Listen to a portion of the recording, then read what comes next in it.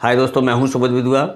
क्या आप जानते हैं कि हमें अंग्रेजी बोलने में अंदर से डर रहता है, भय रहता है। जब भी हम किसी के सामने अंग्रेजी बोलने की कोशिश करते हैं तो हमारे अंदर एक मन में भय बैठा हुआ है। ये भय हमारा कहाँ से बैठा? तो मित्रों, हमें आज तक गलत तरीके से अभ्यास कराया गया, यानी अंग्रेजी का अभ्यास हमें गलत तरीके से कराया गया। मित्रों, हमें अंग्रेजी सिर्फ एक विषय के रूप में पढ़ाई गई, अंग्रेजी हमें कभी भाषा के रूप में नहीं पढ़ाई गई। तो मित्रों, आज हम इस वीडियो में सबसे पहले देखते हैं टेंस के विषय में जानकारी लेते हैं। मैं सिलसिलेवार सभी टेंसेस की जानकारी दूंगा, लेकिन आज इस वीडियो में चर्चा करता हूं प्रेजेंट इंडेफिनिट की। तो पहले हम देखते हैं कि प्रेजेंट इंडेफिनिट हमें कैसा पढ़ाया जाता है, फिर मैं आपको बताता हूं कि अंग्रेजी बोलने के लिए हमें प्रेजेंट इंडेफिनिट का अभ्यास कैसे करना है। तो मित्रों, हम लोग को अभी तक ये बताया गया कि प्रेजेंट इंडेफिनिट जिन वाक्यों के अंत में ता है, ती है, ते है दिया रहता है ना, उस टेंस को हम प्रेजेंट इंडेफिनिट टेंस कहते हैं। तो मित्रों, प्रेजेंट इंडेफिनिट के अंतर्गत हमारी आदतें और हमारा डेली एक्टिविटीज, डेली रूटीन आता है। तो मित्रों, आइए देखते हैं प्रेजेंट इंडेफिनिट का सिंपल सेंटेंस बनाना, नेगेटिव सेंटेंस बनाना, इंट्रोगेटिव सेंटेंस बनाना। एक वाक्य में सब्जेक्ट की ज़रूरत होती है, यानी कर्ता की, वर्ब की ज़रूरत होती है और ऑब्जेक्ट की ज़रूरत होती है। ठीक है, सब्जेक्ट हमेशा हिंदी वाक्य के शुरू में पाया जाता है, वर्ब हमेशा वाक्य के अंत में पाई जाती है, ऑब्जेक्ट हमेशा वर्ब के पहले पाया जाता है। अगर और भी शब्द दिए हैं तो वो ऑब्जेक्ट के पहले पाए जाते हैं। वैसे मैंने सब्जेक्ट और वर्ब के ऊपर एक वीडियो बनाया है, आप मेरा पिछला वीडियो देख लेंगे तो आपको ये बहुत आसानी से समझ में आ जाएगा कि कर्ता क्या होता है, वर्ब क्या होती है और ये कहाँ पाई जाती है। तो मित्रों, पहले देखते हैं प्रेजेंट इंडेफिनिट का सिंपल सेंटेंस। मित्रों, जो पॉजिटिव सेंटेंस होता है, ता है, ती है वाले सेंटेंस का, जो अफर्मेटिव सेंटेंस होता है, इसका स्ट्रक्चर होता है पहले सब्जेक्ट लगाते हैं, फिर वर्ब लगाते हैं। अगर बहुवचन का है तो फर्स्ट फॉर्म आएगी, अगर सिंगुलर का है तो एस या एस लगाना पड़ेगा क्रिया में, फिर ऑब्जेक्ट आता है। यानी एक वचन कर्ता के साथ क्रिया में एस या एस लगाएंगे और बहुवचन कर्ता के साथ क्रिया की फर्स्ट फॉर्म लगाएंगे, एस या एस नहीं लगाते हैं। तो मित्रों, पहले देखते हैं एक वचन का कर्ता। जैसे वह किताब खरीदता है, आपने इसको बनाया, पहले सब्जेक्ट हमेशा वाक्य के पहले होता है तो हो गया ही। अब पीछे से ही बनाते हैं हमेशा। खरीदना, ता है, ती है आया, इसका मतलब है ता है, ती है से हमने चेक किया प्रेजेंट इंडेफिनिट का है और सिंपल सेंटेंस है। और फिर इसके बाद हमने देखा कि कर्ता एक वचन का है तो एक वचन कर्ता के साथ क्रिया में ऐसे यस लगाते हैं। तो खरीदता यानी बाई एक वचन का सब्जेक्ट है। ठीक है, जब एक वचन का सब्जेक्ट है तो आप इसमें एस लगाएंगे, ही बाइज आ बुक। दूसरी बात आती है कि अगर और सब्जेक्ट आपका बहुवचन का हो तो बहुवचन के साथ क्रिया की केवल फर्स्ट फॉर्म लगाते हैं, एस का प्रयोग नहीं करते हैं। अगर हम कह दें कि वे किताब खरीदते हैं, वे आ जाता तो यहाँ ही की जगह हम लोग दे लगा देते और बाइक में से एस हटा देते। क्यों हटा देते? क्योंकि बहुवचन में एस या एस नहीं लगाते हैं। अब बात आती है मित्रों कि कहाँ पर एस लगाना है, कहाँ पर ई एस लगाना है। तो ध्यान दें, जो बहुवचन के कर्ता होते आई, वी, यू, दे, इनके साथ तो वर्ब की फर्स्ट फॉर्म लगाते हैं, लेकिन जो सिंगुलर सब्जेक्ट होते हैं ही, सी, इट या किसी का नाम, इनके साथ क्रिया में एस या ई एस लगाते हैं। तो एस कहाँ लगाते, ई एस कहाँ लगाते हैं? तो मित्रों, आप याद रखें कि जिन क्रियाओं के अंत में O, X, C, H, S H, double S आता है उनके साथ ई एस लगाते हैं। जैसे गो दिया, गो ये वर्ब है, ओ आया तो इसको हमने क्या बनाया, गोज, है ना।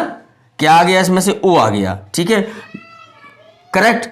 अब मान लो हम कह देते कि मेक दिया है, अब इसमें ना तो ओ आया ना x, C, H, S H, इसमें से कुछ नहीं आया, इसलिए इसमें हमने क्या किया, केवल एस लगा देंगे।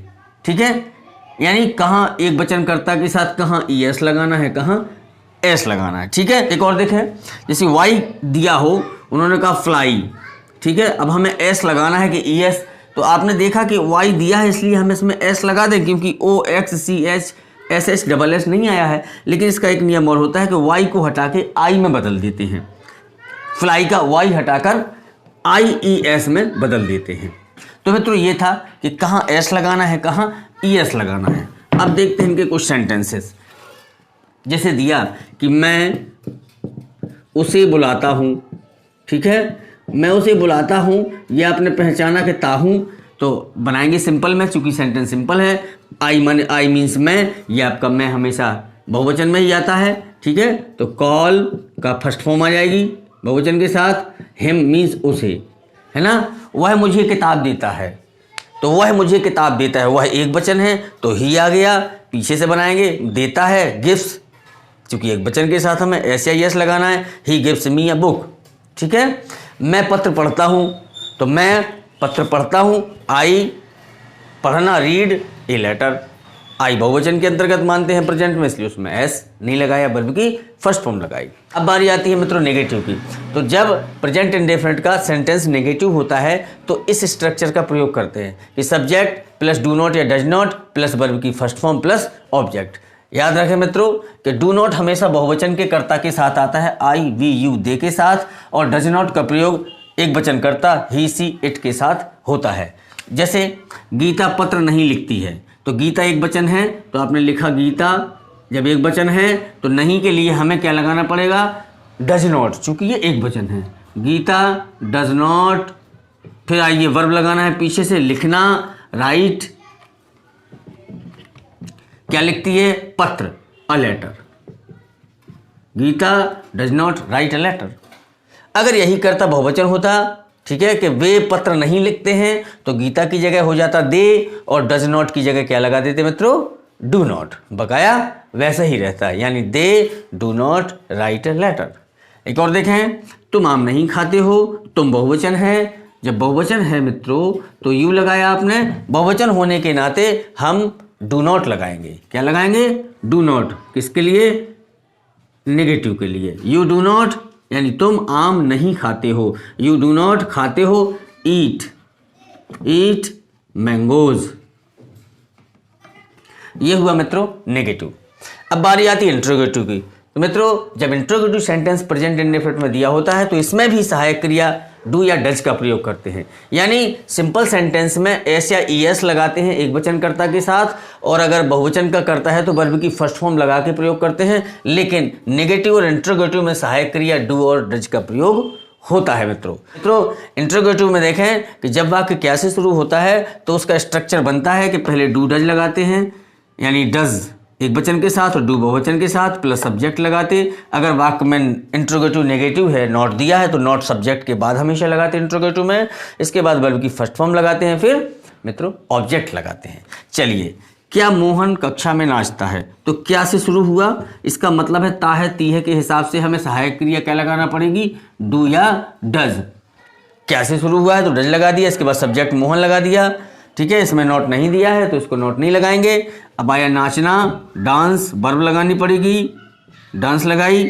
अब इसमें ऐसे यस नहीं लगाएंगे क्योंकि वो केवल सिंपल सेंटेंस में लगाते हैं, इंट्रोगेटिव में नहीं। तो डज मोहन डांस। अब आया मैं इन कक्षा में, द क्लास। इंट्रोगेटिव एक दूसरे प्रकार का होता है जिसमें हमेशा प्रश्नवाचक शब्द बीच में आता है। तो जब वाक्यों के बीच में कब, क्यों, कहाँ, कैसे, किसने, किसको, क्या, ये क्वेश्चन वर्ड जब वाक्य के बीच में आते हैं तो उनकी अंग्रेजी हम पहले बनाते हैं हमेशा।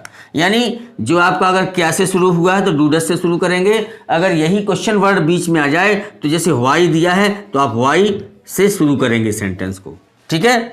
अगर हम इसी को कह दें कि मोहन कक्षा में क्यों नाचता है, तो मित्रों जब क्या से शुरू होता है तो केवल आप डू डज से शुरू करते हो, ठीक है। और जब वही प्रश्नवाचक शब्द वाक्य के बीच में आता है तो ही आपको सबसे पहले प्रश्नवाचक शब्द WH वर्ड लगाना पड़ता है। इसके बाद सहायक क्रिया, फिर सब्जेक्ट, फिर नॉट दिया तो नॉट, फिर प्लस वर्ब, फिर प्लस ऑब्जेक्ट। उदाहरण जैसे देखा कि मोहन कक्षा में क्यों नाचता है, तो क्यों आ गया वाक्य के बीच में, तो क्यों की अंग्रेजी आपने वाई पहले लगा दी। इसके बाद देखा कि आपका सब्जेक्ट एक वचन है कि बहुवचन, तो मोहन एक वचन है, तो मोहन के हिसाब से हमें क्या लगाना पड़ेगा, डज।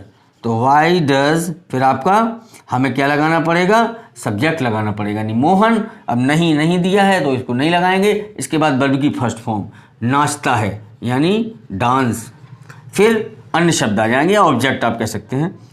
मैं कक्षा में, तो इन मीन्स में, द क्लास। तो मित्रों ये हम लोगों ने अभी तक इस तरीके से सेंटेंसेस को पढ़ा। तो मित्रों इस प्रकार से हम लोगों ने अभी टेंसेस को पढ़ा कि सिंपल सेंटेंस है तो ता है ती है वाले सेंटेंस में एक वचन के साथ ऐसे यस लगाते हैं, बहुवचन के साथ वर्ब की फर्स्ट फॉर्म लगाते हैं, है ना। और यदि नेगेटिव और इंट्रोगेटिव सेंटेंस है तो हेल्पिंग वर्ब डू और डज का प्रयोग करते हैं, डू बहुवचन के साथ और डज एक वचन के साथ। लेकिन अगर हम अंग्रेजी बोलना सीखना चाहते हैं मित्रों तो आदत बदलनी पड़ेगी, हमें अपनी आदत बदलनी पड़ेगी। मित्रों हमारी आदत अभी तक हिंदी से इंग्लिश का अभ्यास करने की पड़ी है, इसलिए हम अंग्रेजी के लेसन, अंग्रेजी की कोई स्टोरी है, उसकी हिंदी नहीं निकाल पाते हैं। अगर हम चाहते हैं कि हम अंग्रेजी की किताब पढ़कर हिंदी समझ सकें, अंग्रेजी की किताब पढ़ कर के हम उसका हिंदी में अर्थ निकाल सकें, तो मित्रों हमें प्रेजेंट इंडेफिनिट टेंस का अपना अध्ययन का तरीका बदलना पड़ेगा, हमें अपने अभ्यास का तरीका बदलना पड़ेगा। चलिए हम बताते हैं कि इसका अभ्यास कैसे करना है। मित्रों अब आप दिमाग से निकाल दीजिए कि ताहे तीहे दिया हो जब डू या डज का प्रयोग करेंगे। अब आपको ऐसे नहीं, आपको उल्टा चलना है। अब अंग्रेजी के सेंटेंस में अगर आपको एस या ई एस डू या डज फर्स्ट फॉर्म दी हो तो इसका अर्थ ताहे तीहे निकालते हैं। यानी इसको आप मीनिंग की तरह दिमाग में बिठा लीजिए। अभी तक आप दिमाग में बिठा लेते कि ताहे तीहे दिया हो तो प्रेजेंट इंडेफिनिट में एस या ई एस एक वचन के साथ फर्स्ट फॉर्म, बहुवचन के साथ नेगेटिव इंट्रोगेटिव में डू या डज लगाते हैं। लेकिन अब आपको एक बात ध्यान रखनी है कि जब सेंटेंस में एस या E S first form do या डज दिया हो तो हिंदी ताहे तीहे निकालते हैं। जैसे मैंने कहा कि I read a book, I means मैं, फिर पीछे से अर्थ निकालते हैं। ये मैंने इसका तरीका एक बताया है कि how to translate without grammar rules. मैंने एक वीडियो बनाया है कि आप केवल शब्दों से ही आप कैसे हिंदी अर्थ समझ सकते हैं, तो उस वीडियो को आप देख सकते हो। लेकिन फिर भी मैं इसमें बता दे रहा हूँ कि कोई भी सेंटेंस दिया हो उसका पहला सब्जेक्ट पहले आता है, फिर पीछे से एक एक वर्ड को आगे लिखते चले जाते हैं। आई मीन्स मैं, पीछे आइए, अ बुक एक किताब, रीड मीन्स अब देखना पढ़। फर्स्ट फॉर्म दी है, आपने चेक किया कि ये फर्स्ट फॉर्म दी है, फर्स्ट फॉर्म का हमें ताहे तीहे में अर्थ निकालना है। तो पढ़ का मतलब इसमें आपने जोड़ दिया ता हूँ, मैं किताब पढ़ता हूँ। जैसे दिया कि she reads a book, she reads a book. अब देखें जरा, हमने देखा सी मीन्स हुआ है, पीछे से बनाइए अ बुक यानी किताब, रीड मीन्स पढ़, केवल पढ़ लगाना है आपको। अब एस लगा है तो जब एस या ई एस दिया होता है तो अर्थ मीनिंग क्या होती है, ताहे तीहे ते है, वह किताब पढ़ती है। नेक्स्ट देखते हैं, दे do not play A game. इसको देखें, आपने वाक्य को पहचाना डू नॉट से, ठीक। जिस प्रकार से इसको हमने एस लगा तो ताहे में अर्थ निकाला, इसमें डू नॉट लगा तो ताहे में अर्थ निकालेंगे। देखते हैं, दे मीन्स वे, पीछे से अ गेम खेल, गेम मीन्स खेल, नहीं नॉट लगाना, नहीं चूंकि क्रिया से पहले लगाना पड़ेगा।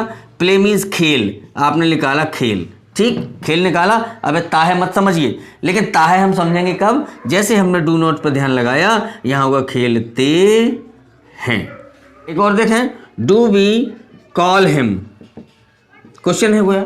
मैंने बताया था जब वाक्य हेल्पिंग वर्ब से शुरू होता है तो ये हिंदी में क्या से अर्थ निकालते हैं हमेशा, ठीक है। कोई भी हेल्पिंग वर्ब हो लेकिन उसका हिंदी जो होगी वो क्या से शुरू होगी। चलिए, वाक्य को पहचाना कैसे, डू से। अपन ने देखा डू डज, एस या यस डू या डज फर्स्ट फॉर्म, ये दिमाग में बिठा लो।